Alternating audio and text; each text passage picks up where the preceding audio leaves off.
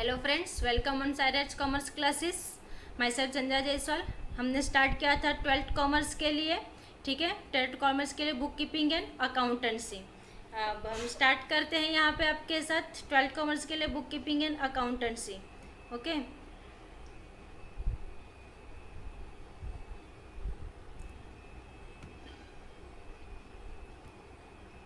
Next slides में जाते हैं।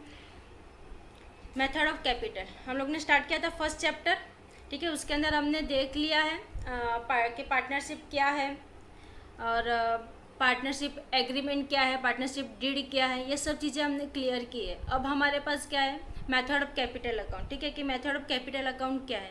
तो मेथड ऑफ कैपिटल अकाउंट में आपके पास fixed capital and fluctuating capital. ठीक है, इस तरह से आपके पास कुछ मेथड है। जैसे कि यहाँ पे मेथड ऑफ कैपिटल अकाउंट के अंदर दो आपके पास कैपिटल अकाउंट है मेथड के, वहाँ पे आपके पास मेथड है आपके पास कैपिटल अकाउंट के दो। जैसे कि एक है फिक्स्ड कैपिटल मेथड अकाउंट और एक है आपके पास फ्लक्चुएटिंग कैपिटल मेथड। ठीक है, अब फिक्स्ड कैपिटल मेथड है, इसमें भी आपके पास दो टाइप्स है। ठीक है, दो टाइप्स है, एक है आपके पास कैपिटल अकाउंट और सेकेंड है करंट अकाउंट। ठीक है, इस तरह से दो पार्ट्स है। और उसके बाद फ्लक्चुएटिंग मेथड में आपके पास, फ्लक्चुएटिंग कैपिटल मेथड में आपके पास एक ही पार्ट है, that is the capital account. Okay, इस पे सम्स नहीं आते, इसके लिए मैंने इस पे सम्स नहीं रखे हैं डायरेक्टली। इसके बाद हम देखेंगे कि फाइनल अकाउंट। ठीक है, कि फाइनल अकाउंट्स के ऊपर सम्स आते हैं आपको 15 मार्क्स के लिए। सो मैंने ये सिर्फ आपकी जानकारी के लिए रखा है कि आप कैसा नोन टू अननोन जाओगे तो आपको ज़्यादा समझ में आएगा, इसके लिए सिर्फ आपकी जानकारी के लिए रखा है। ठीक है, तो यह है method of capital account. Next देखते हैं हम पार्टनरशिप फाइनल अकाउंट। ठीक है,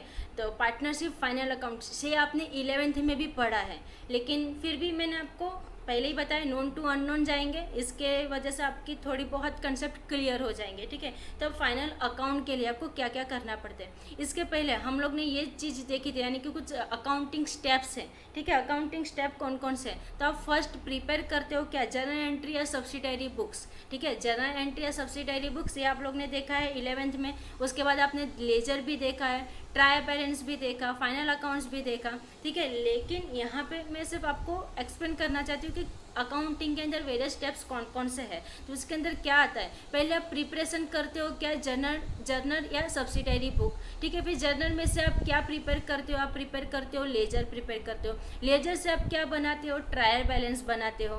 फिर ट्रायल बैलेंस से आप क्या बनाते हो, फाइनल अकाउंट बनाते हो। ठीक है, अब ये ट्रायल बैलेंस आपके क्वेश्चंस रहेंगे, उस पर से आप क्या प्रिपेयर करते हो, फाइनल अकाउंट। अब ये फाइनल अकाउंट के अंदर कौन कौन सी चीज़ें आती है, तो आपको एज यू नो कि आपके पास क्या कौन कौन सी चीज़ें रहती है फाइनल अकाउंट में। एक तो बनाना पड़ता है आपको ट्रेडिंग अकाउंट, सेकंड प्रिपेयर करना पड़ता है profit and loss account, and third prepare करना पड़ता है बैलेंस शीट। ठीक है, ये तीन चीज़ आपको प्रिपेयर करनी पड़ती है आपके बैलेंस शीट के अंदर, फाइनल अकाउंट के अंदर। ठीक है, तो अब इसके अंदर और यहाँ पे आपका फाइनेंशियल ईयर कौन सा है। ठीक है, तो फाइनेंशियल ईयर आपको जैसे पता है कि as per the income tax act 1961 financial year starts on 1 April and and कब होता है, 31 मार्च एवरी ईयर। ठीक है, तो ये चीज़ें ध्यान में रखनी है आपके पास कि आपको अगर फाइनल अकाउंट प्रिपेयर करने बोला है तो कौन कौन सी चीज़ें यहाँ पे आपके पास बनानी है, जैसे कि trading account, profit and loss account and balance sheet. ठीक है,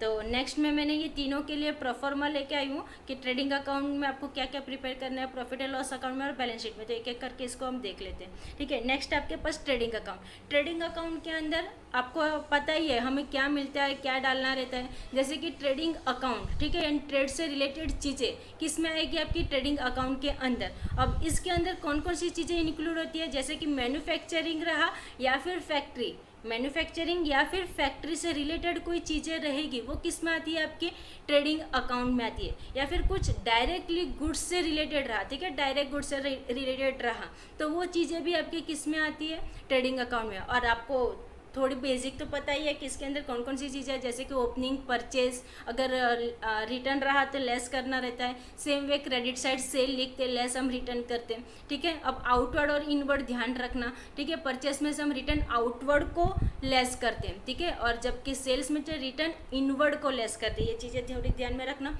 उसके बाद एक तो फिक्स आपके पास आएगा क्लोजिंग स्टॉक। समझो ओपनिंग स्टॉक आपने डेबिट साइड लिखा तो ऑफकोर्स क्लोजिंग स्टॉक कौन सी साइड आता है, क्रेडिट साइड। ठीक है, और यहाँ पे आपको मिलता क्या है ट्रेडिंग अकाउंट से, आपको क्या मिलता है, ग्रॉस प्रॉफिट या ग्रॉस लॉस। ठीक है। अगर डेबिट साइड आया तो ग्रॉस प्रॉफिट, और अगर क्रेडिट साइड आया तो ग्रॉस लॉस, फिर उसको हम टैली करेंगे। तो ये आपका क्या हो जाता है, ट्रेडिंग अकाउंट। ठीक है, नेक्स्ट देखते हैं हम प्रॉफिट एंड लॉस अकाउंट। अब प्रॉफिट एंड लॉस अकाउंट में जैसे कि हमें ट्रेडिंग अकाउंट में ग्रॉस प्रॉफिट और ग्रॉस लॉस मिलता है, वो ट्रांसफ़र होता है आपका यहाँ पे प्रॉफिट एंड लॉस अकाउंट में। ठीक है, कहाँ पे ट्रांसफ़र होगा, प्रॉफिट और लॉस अकाउंट के अंदर ट्रांसफ़र होता है। फिर इस यहाँ से आपको क्या मिलेगा ट्रेडिंग अकाउंट के अंदर। अच्छा, और ट्रेडिंग अकाउंट में हमने क्या बोला, मैंने क्या बोला आपको कि कौन सी चीज़ें आती है, मैन्युफैक्चरिंग और फैक्ट्री से रिलेटेड। ठीक है, तो प्रॉफिट एंड लॉस अकाउंट में कौन सी चीज़ें आती है, ऑफिस एंड एडमिन से रिलेटेड, एडमिनिस्ट्रेशन से रिलेटेड। ठीक है, ऑफिस और एडमिनिस्ट्रेशन से रिलेटेड कोई चीज़ें रही या सेलिंग एंड डिस्ट्रीब्यूशन से कोई चीज़ें रही, तो वो सब चीज़ें आपकी किस में आती हैं, प्रॉफिट एंड लॉस अकाउंट में। और यहाँ पे आपको मिलेगा क्या, नेट प्रॉफिट और नेट लॉस। ठीक है, क्या मिल सकता है यहाँ पे आपको, नेट प्रॉफिट और नेट लॉस। तो ये था आपके पास क्या, प्रॉफिट एंड लॉस अकाउंट। फिर नेक्स्ट आता है आपका बैलेंस शीट। अब बैलेंस शीट में आपको एज यू नो कि बैलेंस शीट में हमें कौन कौन सी चीज़ें बनानी पड़ती है, जैसे कि लायबिलिटी रहते हैं हमारा, लायबिलिटी। ठीक है, और नेक्स्ट चीज़ असेट्स। तो लायबिलिटी में कौन सी चीज़ें आती है, असेट्स में कौन सी चीज़ें आती है, ये सब हमने 11th में पढ़ा। ठीक है, तो यहाँ पे हम ज़्यादा डिटेल में नहीं जाएंगे। ओके, तो ये था आपके पास प्रोफार्मा किसका, बैलेंस शीट का। और बैलेंस शीट ऑलवेज टैली होती है, ये भी आपको पता है। अच्छा, एक नोट्स मुझे आपको करवानी थी कि आपको अगर वेजिस एंड सैलरी रहा, ठीक है, वेजिस एंड सैलरी रहा तो हम उसको कहाँ पे लिखते हैं, ट्रेडिंग अकाउंट में। अगर सैलरी एंड वेजिस रहा तो उसको हम कहाँ पे लिखते हैं, प्रॉफिट एंड लॉस अकाउंट में। ये थोड़ा सा माइनर डिफरेंस है दोनों के बीच में, ध्यान में रखना। Wages and salary trading account, salary and wages profit and loss account. ठीक है, बाकी बैलेंस शीट आपको पता ही है कौन कौन सी चीज़ें आती है। यहाँ पे कुछ आउटस्टैंडिंग रहा, फिर कैपिटल रहा आपका, partners current account, capital account something वगैरह जो भी रहेगा। फिर आपके पास यहाँ पे असेट्स के अंदर goodwill, land and building, depreciation अगर उसके ऊपर रहा तो ठीक है, लेस करते हैं हम असेट्स में से। और डेप्रिसिएशन की सेकेंड इफेक्ट जाती है आपकी प्रॉफिट एंड लॉस अकाउंट में। इस तरह से सब चीज़ें यहाँ पे आपको इंक्लूड करनी पड़ती है। ठीक है, और cash in hand, cash at bank, ये सब चीज़ें यहाँ पे आती है आपकी असेट्स में। और आउटस्टैंडिंग वगैरह रहा तो ये चीज़ आपकी आती है लाइबिलिटी के अंदर। ओके फाइन दोस्तों, तो ये था आपके पास बैलेंस शीट का प्रोफार्मा। ओके फाइन, तो ये था, हो गया आपका क्या, फाइनल अकाउंट का कुछ प्रोफार्मा बताया है। ठीक है, जो 11th में किया है आपने वही मैंने चीज़ें यहाँ पे एक्सप्लेन की आपको, ताकि आप अब आगे हम सम करेंगे तो वो आपको ज़्यादा आसान रहेगा। Okay, thank you.